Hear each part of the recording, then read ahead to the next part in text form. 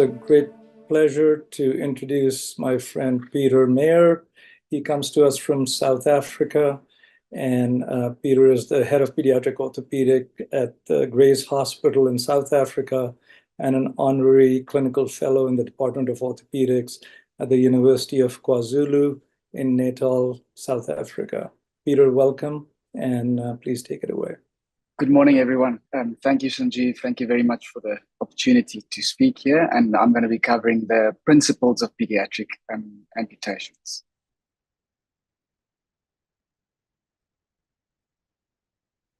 I have no disclosures relevant to this talk. So statements like this one: any fool can cut off an arm or a leg, but it takes a surgeon to save one, reflects the disdain our speciality carries with us for the performance of an optimization, of an amputation. And I just want to echo what the previous speakers have said, that, limb optimization is really where we want to focus. We know this isn't true. A well-executed amputation is a reconstructive procedure rather than a surgical failure. And if we can achieve the goals of a pain-free stump, which functions optimally with acceptable cosmesis, we can really make a vast improvement to an amputee's life. People like Pride Mafira and Bethany Hamilton show us that we're capable of much more than we think, and often large limitations to our potentials are actually self-imposed. So what are the principles? We want to preserve length at all costs, even if that means needing to do advanced soft tissue reconstruction and able to maintain functional length of a stump. We want to preserve growth plates, and we want to disarticulate rather than performing transosseous amputations. Always try to preserve the knee joint and the extensor mechanism if possible, and we may need to stabilize or normalize the proximal segment like with super hip procedures and PFFD classically. And we want to pay appropriate general attention to the child and his social circumstances, his family, financial constraints, all of those things when we plan this sort of reconstructive operation. So what are the indications? Congenital conditions, certainly. Trauma, specifically in low and middle income countries, we really have a major problem with road traffic accidents, frequently patients presenting to us with mangled extremities, vascular injuries and compartment syndromes, rarely infections, and of course malignancies are ubiquitous. So mangled extremities, the decision whether to amputate or reconstruct is difficult. We always try and do it as a multidisciplinary team, considering the principles of life before limb. We always try to be conservative if there's any doubt. In our institution, access to high quality prosthetics are not universal, and there's also a cultural reluctance to accept an amputation, and therefore we always will try to reconstruct the limb, definitely in pediatric age group. But we understand that there is a transitional age at around 10 to 12 years when these injuries start acting more like their adult counterparts, and there's less potential for functional limb. The MES score may be helpful, but as in adults, it's better to predict which limbs we can save, and it's less useful to predict which limbs should be amputated. Vascular injuries are particularly different in children. Again, we always try to use a multidisciplinary team to make a decision, and the collateral blood supply is key here. And the classic example is that of the supracondylar distal humerus fracture, where a pulseless limb that's pink with a well-perfused hand doesn't necessarily mean it needs exploration and vascular repair. And the same thing may happen in the lower limb as well. So clinical assessment should be done carefully. We should not only look at the pulse, but also at the capillary refill and distal perfusion. Doppler evaluation may be very valuable if available, and advanced imaging such as CT angiogram may also be very helpful.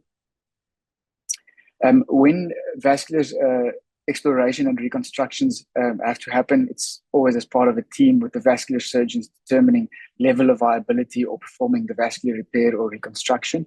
We step in to perform internal fixation of fractures and joint spanning external fixation.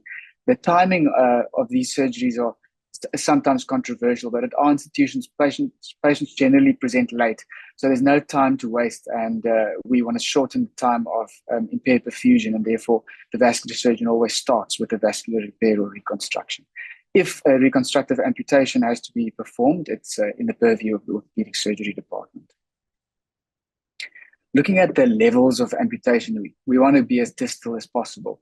The Symes amputation being the most preferable, better than a transtibial amputation, which is better than a through-knee amputation, than a transfemoral amputation, and a hip disarticulation being least desirable. Why don't we want to perform transosseous amputations? And that's for a variety of reasons: overgrowth or exostosis, problems with inadequate stump length, developing painful adventitious bursa, stump coning may need to be performed, and frequent socket liner replacement may become expensive. Overgrowth is a local phenomenon. It's important to understand that it's not prevented by proximal epiphysiodesis.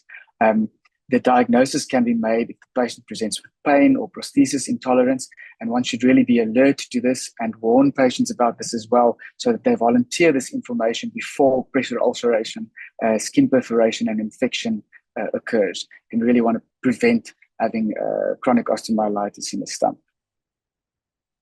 Surgical strategies to prevent this have not been universally effective. However, one technique that's been described is using autologous cartilaginous caps. And this may be done at the time of the amputation or at the time of resection of the heterotopic ossification. Donor sites are distal or proximal fibula, metatarsal heads, calcaneus, and of course the iliac crest is always available. Now, when one performs an amputation, you'd have to look at the classic teaching of how long a functional stump should be. And this is at skeletal maturity. Of course, there are variations with more modern prosthetics. You can cheat a little bit here. You can perform reconstruction to lengthen a short stump, but our goal should be a transradial amputation 14 centimeters from the olecranon and a transtibial amputation 15 centimeters from the medial joint line. I want to stop for a moment at the Symes amputation. I think this is a very functional amputation. It's potentially weight-bearing, and it's end-bearing when a prosthesis is worn. There's no risk for overgrowth, and with a modern prosthesis, ankle joint can also be incorporated. So the aim of the Symes amputation is to use the multi-septate heel fat pad to bear weight on, and that's really the great advantage and why you can actually walk on that. Some tips in terms of performing it: you want to trim the malleoli in the child to prevent any pressure areas there, preserve the posterior tibial vessels, only divide them at the flap edge after they've divided into the medial and lateral plantar arteries. Avoid the temptation to neaten the flap. One of the major problems is the flap or the heel fat pad migrates posteriorly, and one of the strategies to prevent that is to make sure to have a robust suture of the plantar fascia to the proximal ankle capsule. Some authors advocate using a K-wire to pin the flap to the distal tibia. It's not something we routinely do, but you can consider that, and always close over a closed system suction drain.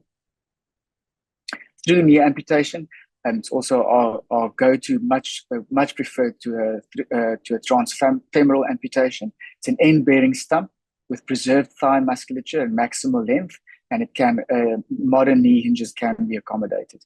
Patients with through knee amputations have been shown to have less pain than an above knee amputation and better prosthesis tolerance. We typically perform the classical through knee amputation with a long anterior skin flap and a posterior suture line, but depending on the tissue available, you may need to do a posterior flap, a fish mouth, or even local flaps to get closure. The patellar tendon and PCL are transected distally. The MCL and LCL are divided, menisci excised, popliteal artery is ligated at the level of the knee joint, and the patellar tendon is sutured to the posterior cruciate ligament. So what does the future hold? Osteo-integrated implants for transfemoral amputations seem to be a game changer, and certainly it's a space to watch, and we're always on the lookout for advances in upper limb prosthetics with potential for neural integration. But while we are waiting for these advances in prosthetics, one of the biggest things we can change is the outlook and support to patients who suffer amputations. And this is Mhlengi Gwala, he will be representing South Africa at the Paralympic Games in Paris later this year. And that's a goal that that he's been able to achieve that was certainly would have seemed inconceivable at the time of his tragic limb loss. But it's important to recognize that that's only possible if you're part of a supportive community, have a positive outlook, and a dedicated team of healthcare providers. Thank you.